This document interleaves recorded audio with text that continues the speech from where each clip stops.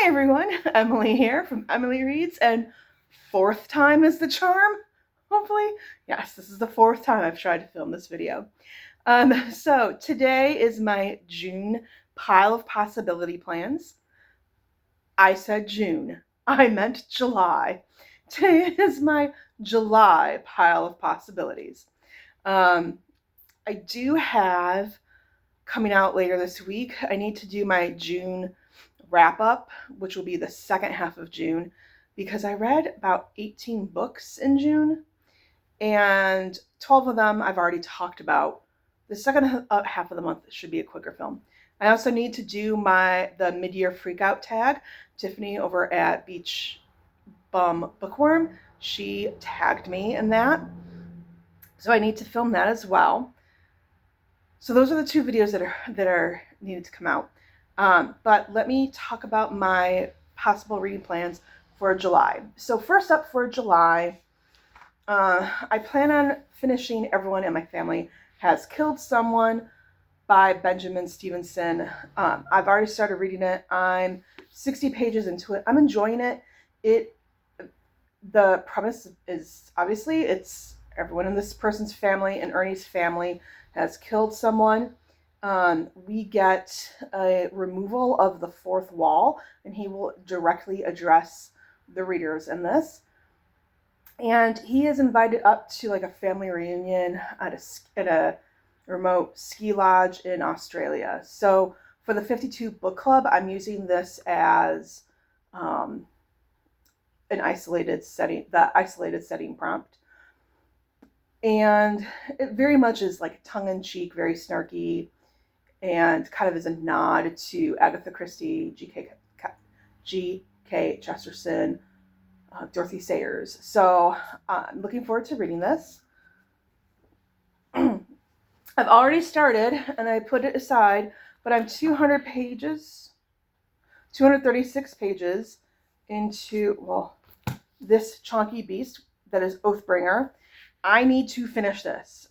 And July is the month to do it. I have time. There's no excuse. I have off. I didn't read it in June because it wasn't going to work for the Amazing Readathon, with how every 3 days practically we're getting a new prompt for a city, and to try to read 1,200 pages in 3 days. And I wanted to make sure that I hit all of the cities. I just didn't think that I was going to be able to do it, and especially since I annotate. So I need to read that. Then July is Disability Pride Month, and I am a special education teacher at a high school, so I wanted to read something along those lines. So that, and there was also, that had disability awareness, disability representation, and also his own voices. So 2 things that I can choose from. I've already started both. One I started last year, so I'm going to have to go back and reread, and that's fine. One is Disfigured on Fairy Tales, Disability, and Making Space, and this is by Amanda Leduc. She has a disability herself, and so she talks about the main thesis of this is why in fairy tales, usually it's the villain or the beast or the bad guy. They have some form of disability, and why is that? So looking forward to reading that. Another book that I have on my radar that I've heard is really good is My Body is Not a Prayer Request, Disability Justice in the Church by Amy Kenny. And so I'm going to just read the back, because I think the back will probably do a better job explaining this book than I could. So the back says, How Christian Communities Can Better Engage Disability Justice. Much of the church has forgotten that we worship a disabled God whose wounds survived resurrection, says Amy Kenny. In My Body's Not a Prayer Request, she exposes unintentional ableism in the church and casts a new imagination for Christian communities to engage disability justice. Kenny shows it is time for the church to start treating disabled people as full members of the body of Christ, who have much more to offer than a miraculous cure narrative, and to begin learning from their embodied experiences. So I think this would be a really good read. Especially, I know my church wants to start a ministry for people with special needs, and I need to fill out the interest form. I want to be able to help out with that, given that I have 7 years of experience working with adults with disabilities, and then 10 years in special education. So there's that. Then July is also Jane Austen July.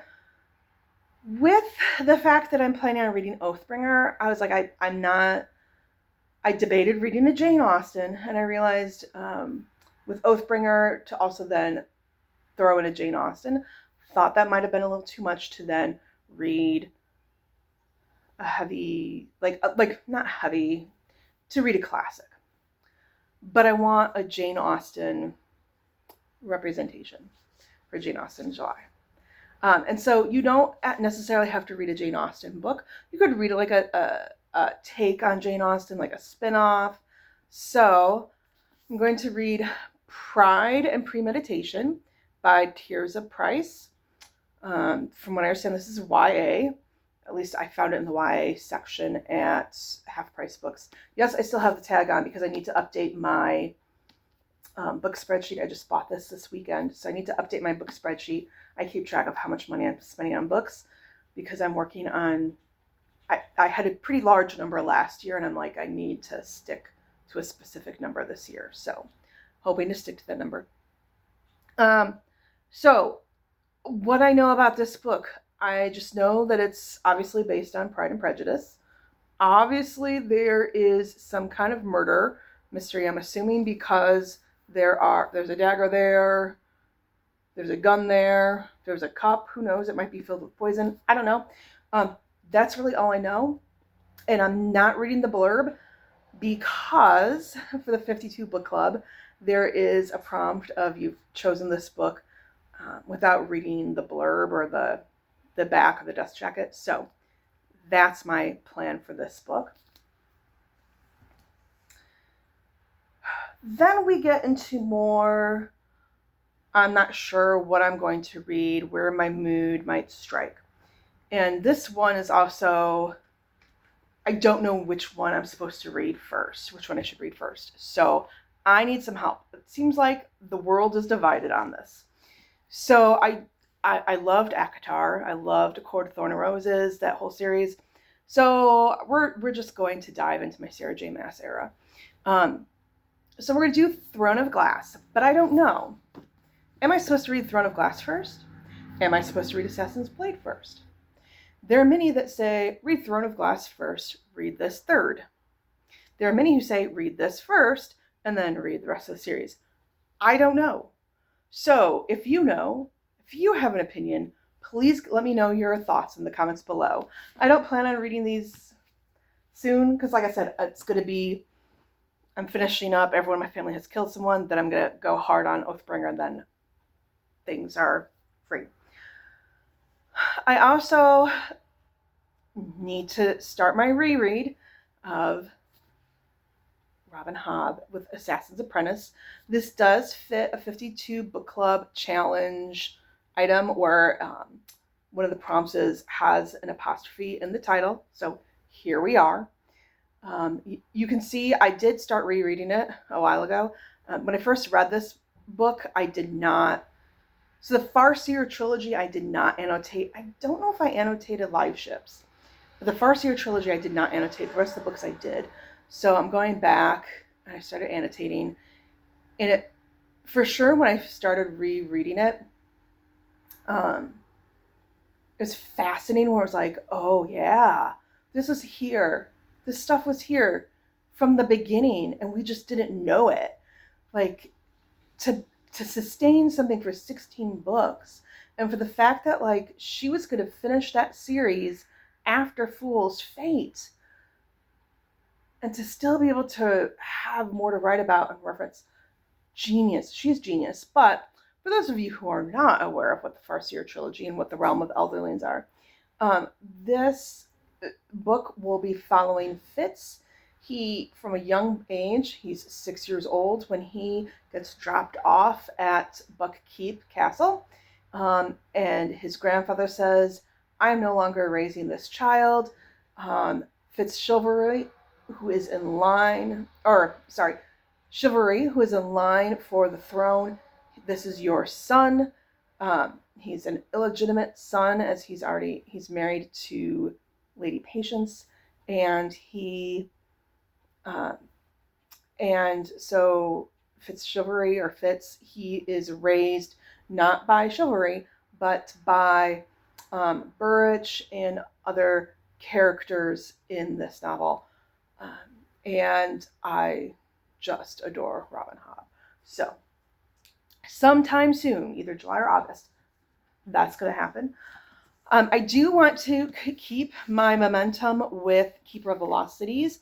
So, this would be book 7, which is Flashback.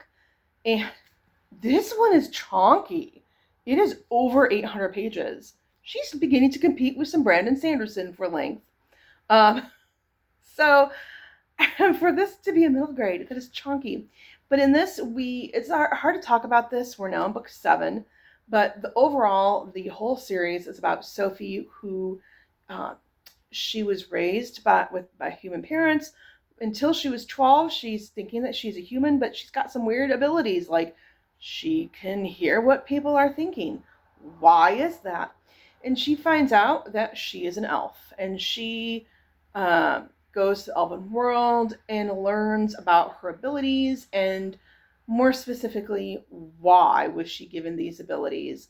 Because elves every elf has some kind of special ability, but she just has even some more intriguing abilities, and she learns about why she has them, as trying to figure out what the purpose of having those abilities are. So, I do know later this year, book 9.5 comes out, and then I think the series is supposed to end at book 10. So I want to start making progress in this series. I've already was kind of spoiled for some things in this series. My own stupidity, I Googled, because I'd forgotten something about a character, so I Googled that character, and then I was like, oh, that's happening. That's in later books. I haven't read that. So just note to myself, don't Google stuff about characters. And then lastly, this is going to be at the end of the month. So I mentioned I'm a special education teacher. I teach high school. And I found out my schedule for next year, like the last contracted day of the school year. And I have a new class that I'm teaching, which is a sophomore lit class. And so I need to read the books that are on the curriculum. So, because I haven't read them before, so how am I going to teach them if I haven't read them? So I will be reading Stuck in Neutral at some point in time by Terry Truman. And this, I'm going to read the back, because the back is wild. This actually would fit for July being Disability Pride Month. So let me read you the back. It says, Sean McDaniel's life is not what it may seem to anyone looking at him. He is glued to his wheelchair, unable to voluntarily move a muscle. He can't even move his eyes. For all Sean's father knows, his son may be suffering. Sean may want a release. And as long as he is unable to communicate his true feelings to his father, Sean's life is in danger. To the world, Sean's senses seem dead. Within these pages, however, we meet a side of him that no one else has seen, a spirit that is rich beyond imagining, breathing life. And the front of the cover says, my name is Sean McDaniel. I'm 14 years old. I think my father is planning to kill me. So I need to read this book, because like I said, I'm planning on teaching this. From what I understand, the students really did like this book in years past, so that's good.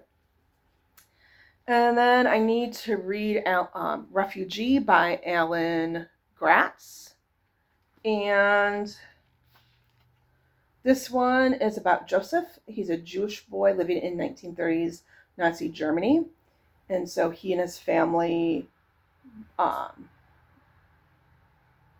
board a ship bound for the side of the world. And then Isabel is a Cuban girl in 1994. And she and her family set out on a raft trying to find safety in America.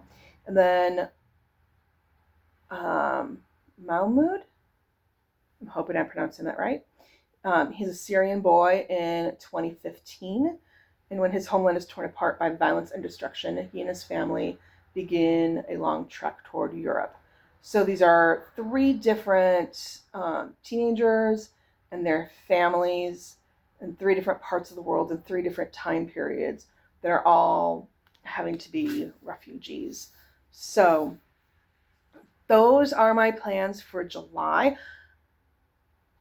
With possibilities, there's a whole lot of flexibility. Oh, 2 more books that I have to read. One is Follow the Rabbit Proof Fence. I don't have that book yet. It is on its way, but I need to read Follow the Rabbit Proof Fence. That is, I don't remember who wrote it, but it is a First Nations novel set in New Zealand about children who were taken to schools and ripped from their families and taken to schools to educate them and basically indoctrinate them within the white culture. And it follows 1, I think maybe 2 girls that escape the school to go home to their Moray family. There is a movie based on it, The Rabbit Proof Fence. I watched it when it came out on video several years ago when it was made.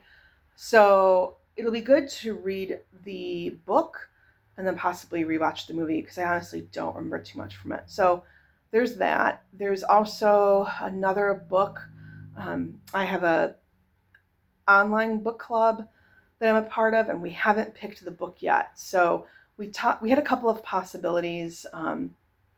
There's several people in that group who are reading books for the Pop Sugar Reading Challenge, and one person was like, I just need to read a book from 2000, so a book that was published 24 years ago.